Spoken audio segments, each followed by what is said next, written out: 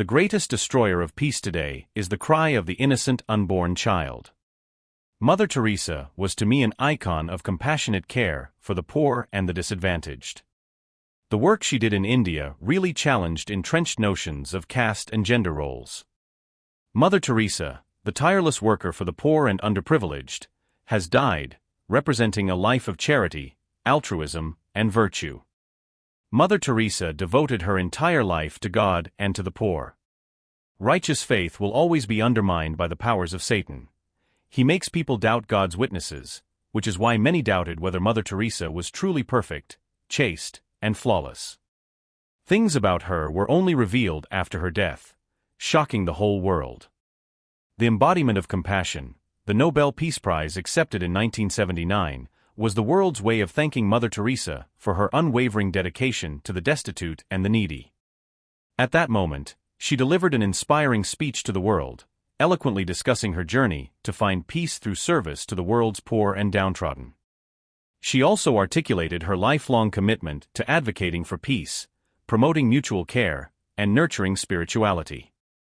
She declined the monetary reward associated with the prize, instead directing it toward impoverished Indians' welfare. She convinced the Nobel Committee to allocate funds meant for a celebratory banquet to feed the needy. Mother Teresa's mission wasn't confined by geography or age. Even in her 80s, she actively supported the destitute in Kolkata, India, and raised funds globally. Mother Teresa dedicated her entire life to serving those in need, from the streets of Kolkata to poverty-stricken communities around the world. She brought hope and love to countless individuals, preaching compassion and shedding light on societal ills such as abortion and drug addiction, while being a beacon of hope and joy to all. With a heart full of empathy, Mother Teresa approached each person she encountered as a beloved child of God. Whether it was providing food for the hungry, shelter for the homeless, or medical care for the sick, her work extended beyond material assistance. Mother Teresa recognized that true poverty went beyond physical needs. It encompassed loneliness, abandonment, and spiritual emptiness. She sought not only to alleviate suffering, but also to offer solace and companionship through her presence. In her interactions with those living in extreme poverty, Mother Teresa displayed incredible humility and respect, treating everyone equally regardless of their background or circumstances. This unwavering commitment to treating all individuals with love and compassion became one of her defining principles. Holiness and charity are what people said about Mother Teresa throughout her life, but if people thought they knew the whole truth about her, they were wrong. Beneath the facade of serenity was massive spiritual turmoil that Mother Teresa had been feeling for more than 50 years. Following her initial visions and locutions, Mother Teresa was wrapped in a dark, pitiless silence. She only once more heard the voice of God, and she believed the doors of heaven had been closed and bolted against her. The more she longed for some sign of His presence, the more empty and desolate she became. People always saw her smiling, especially around children, but in private, she had a quick, self-deprecating sense of humor. Many who spent time with her said she was the most joyful person they had ever met. However, no one knew the darkness covering her soul. In a private letter to Reverend Michael Vayner Pete, which came to light recently, we know that in secret her life was a living hell. She wrote, "Ear in the darkness, Lord my God, who am I that you should forsake me, the child of your love, and now become the most hated one, the one you have thrown away as unwanted, unloved? I call, I cling, I want, and there is no one to answer. Where I try to raise my thoughts to heaven, there is such convicting emptiness that those very thoughts return like sharp knives and hurt my very soul. Love, the word, it brings nothing. I am told God lives in me, and yet the reality of darkness and coldness and emptiness is so great that nothing touches my soul." Mother Teresa lived in a spiritual desert, panicked that God had rejected her or, worse, that He was there in the dark hiding from her. As if by some strange formula, the greater her success and public adulation, the more abandoned, humiliated, and desperate she felt. There was a brief period, 1 month in 1958, when she was able to pierce the darkness. Her light came during a Mass celebrated the day after the death of Pope Pius XII, who had granted her permission to leave Loreto and go among the poor. She wrote, there and then disappeared that long darkness, that pain of loss, of loneliness, of that strange suffering of 10 years. Today my soul is filled with love, with joy untold, with an unbroken union of love. But 4 weeks later, the darkness had descended again. And he is gone again, leaving me alone. She lived in this darkness until the end of her life. Other saints have told of their spiritual torments and feelings of abandonment by God. In the 16th century, St.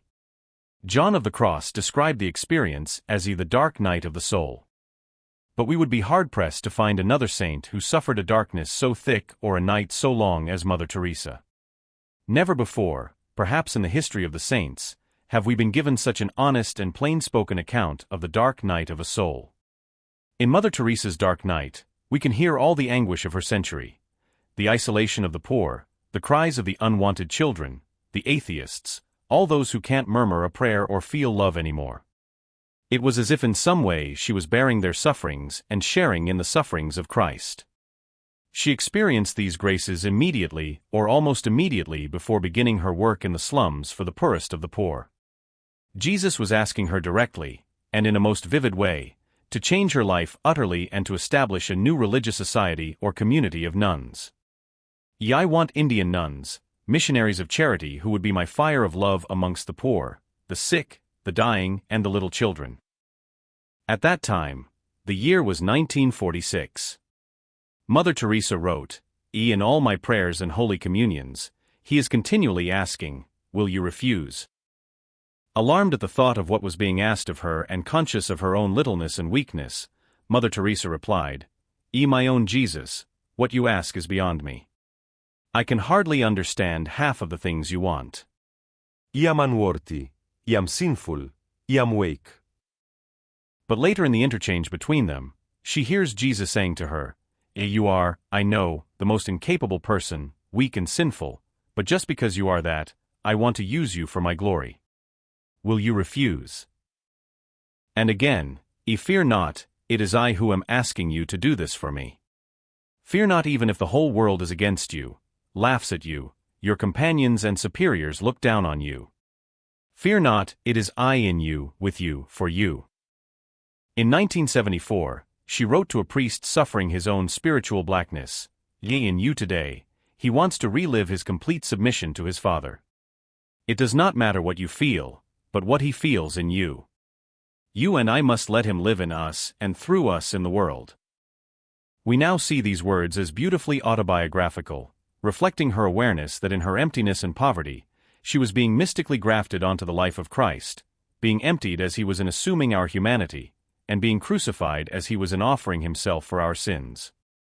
After her death, it was disclosed that in her early missionary days, long before hearing her call to the poor, Mother Teresa had quietly made a private vow of spiritual espousal to be all for Jesus and to refuse him nothing. From her letters, we can see that she understood her darkness as an ordeal, a divine trial. In the dark night, her vow of self-offering was being put to the test. Would she really refuse him nothing? Drink the cup her Lord drank? Lay down her life as he had laid down his life? Offer herself as he did, completely and without reserve?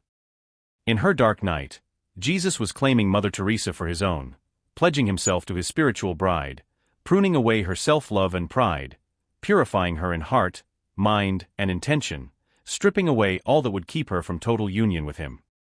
She died almost 100 years to the day after her patron, Saint Therese, the little flower of Lisieux. Therese, too, experienced a night of nothingness.